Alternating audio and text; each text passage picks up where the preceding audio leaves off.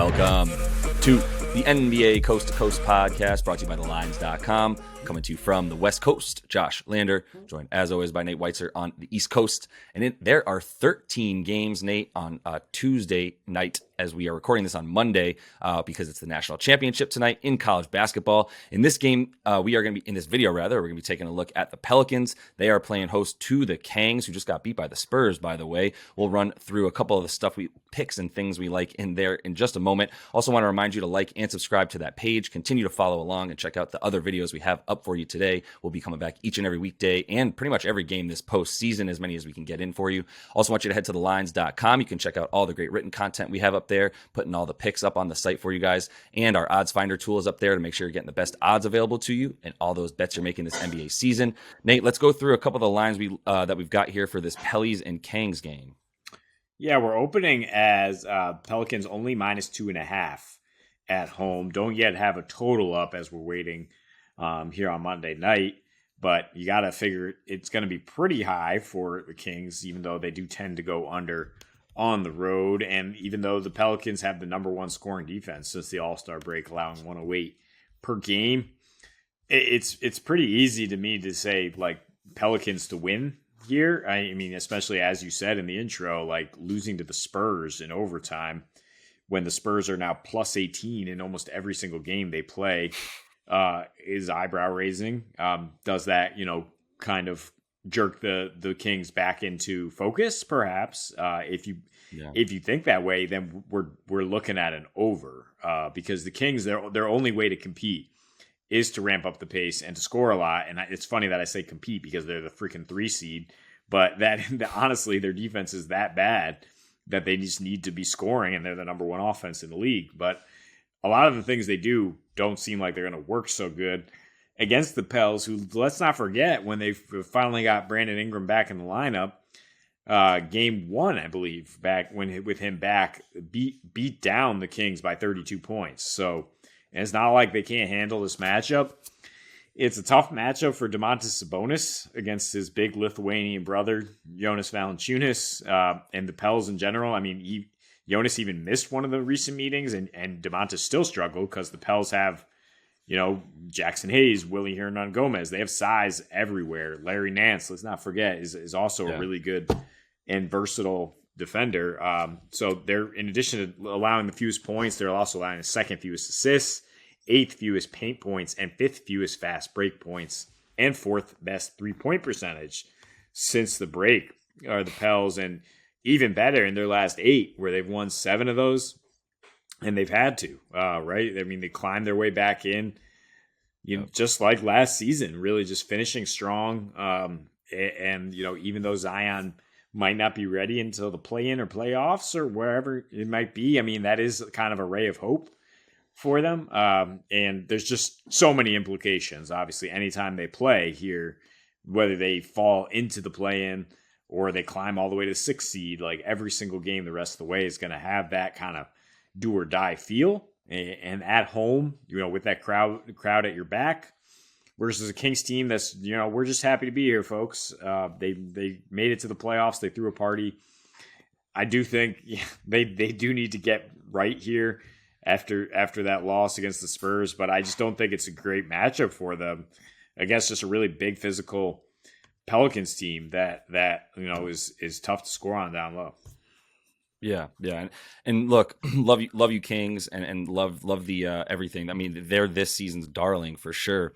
But I would say that the last 8 games for both of these teams are pretty telling of what you can expect coming into this one with their mindsets. The Pelicans haven't beaten great teams in their last 8 when they're going 7-1. Let's be clear. They're beating the good teams that they're playing, like the Nuggets don't have Jokic in their game, and they've beaten the Clippers twice. That's probably their 2 most impressive wins in their 7 wins over their last 8. And like, who the hell knows what the Clippers are doing? I'm not trying to guess. Sometimes they win and sometimes they don't. Sometimes Kawhi plays, sometimes he plays 28 minutes. So like whatever's going on with them, they're still somehow in the 5 seed and in the driver's seat of that, right ahead of the Dubs, even though they have the same record. So, but more importantly, like it doesn't matter. They're coming out and handling business. I mean, they're winning those games by 17 points in the last 8. So it's not like they're, hanging on by a thread. They're like coming out and being like, this is a game we're going to take from start to finish. The only one they couldn't handle was the Dubs in Golden State, and they had a double-digit lead in that game and probably just lost their legs as at the end of a very long road trip that they were still winning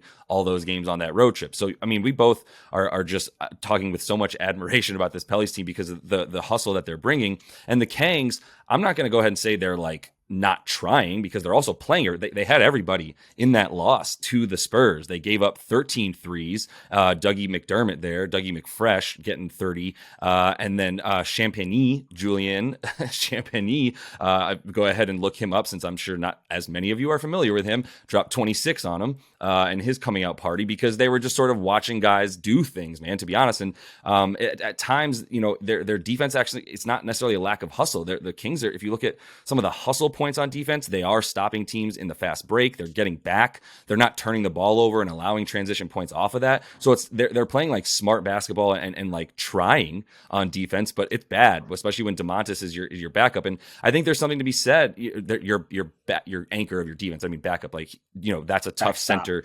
matchup. Rest, yeah, exactly. Backstop. Thank you. And it's not a very strong one. But more importantly, like I just think down the stretch right now for this team, they don't know how to win. They've got Harrison Barnes, who's the only guy who's been on a championship team as the fourth best player and not necessarily a very vocal one, especially because he never had to, playing alongside Draymond Green on those teams. You know, and so who else do you have to turn to go, this is how you stay focused down the stretch, fellas. Like, this is how you close this out, right? They did an incredible job coming back from the All-Star break. Had a 9-game win streak in there. We're winning like 15 of 18, have been one of the best teams in the league since the All-Star break record-wise. But those wins were coming at the end of February, early March, and then it's been a little bit more of a downward slope for them since then, because I think a part of that, like I said, how do we make sure we bring it every night in these games down the stretch? And now they're at a place where they're 3 games out of second, and they, you know, if they had beaten the Spurs, they would have been 2. They had a really good shot at it, and they blew it. And so at this point, you know, I'm not sure how much they need this game. You have to look at that mindset and go, yeah, Pels to pull this one off. I mean, the money line at -140, but you might as well take the 2 points, as we really, really both like that. And then, like you said, you know, the second bet that I think we're both throwing out here is definitely an under. I can guess where that might be for you guys and see if it comes out that way. But like around 236, 237, I still kind of like an under. I think that might be the lower end of what we get. We'll see how much the odds makers here value this Pels defense against the Kings offense. But holding the Kings to 123 in Sacramento, I say holding because that's about what they average, and then holding them to, you know, what was it, 104 in their second matchup with everybody, and was on the road in this building where we're about to be. You know, it was a blowout at that point, but it got to like 240 because the Pels put up 136 points, which they're capable of doing here. But I do think that this is going to be a little bit more of a defensive focus for them against this Kings team, knowing that you can score without much difficulty on this team. If you can stop them from getting to 120, you're probably going to be able to win. Yeah, like we said last week when we were looking at Pelicans Nuggets, it's like I'm taking an under in Pelicans game until further notice. Like, they're playing defense, they're playing at a 97 pace, not a lot of explosive scoring, just a lot of like mid-range operation from Ingram and McCollum. So, I mean, granted, the Kings do tend to play these shootouts, but they also tend to go under as road dogs, right? 13-5 in that situation. And the Pels 17-10 to the under as home faves here. They're also 25-13 straight up. So that's what we're talking about with the home crowd at your back in this kind of environment. And sure, I mean, Jokic didn't play in that Nuggets game we're talking about, and we were saying like the under even more. But to hold the Nuggets to 88 points, I mean, to hold any NBA team, even the G League Blazers, who they held to 90 last week as well, is very impressive. I mean, it definitely indicates like a style of play, a throwback style, even if you will, where they're actually not going to get up and down, where they're going to make you beat them in half court and make you beat them in the weird margins, like not in the paint or from the three, which is really all the Kings do, right? They're dead last in mid-range points since the All-Star break on the road, 27th in paint points percentage. And like I said, Domantas Sabonis has not been able to score on Valanciunas. That's a little preview for our player props video. So with that being said, let's get on to that one. Yeah, let's wrap it up and talk about that. And yeah, I think you said it there at the end too. Some pretty big trend numbers there showing how good the Pels are at home this season, 25-13 versus 15-25 on the road. Which another reason I think they really want to make sure they can try to get this 7th seed, right? And they're tied with the Lakers for the 7th seed. They're a half game back of the Dubs for the 6th seed.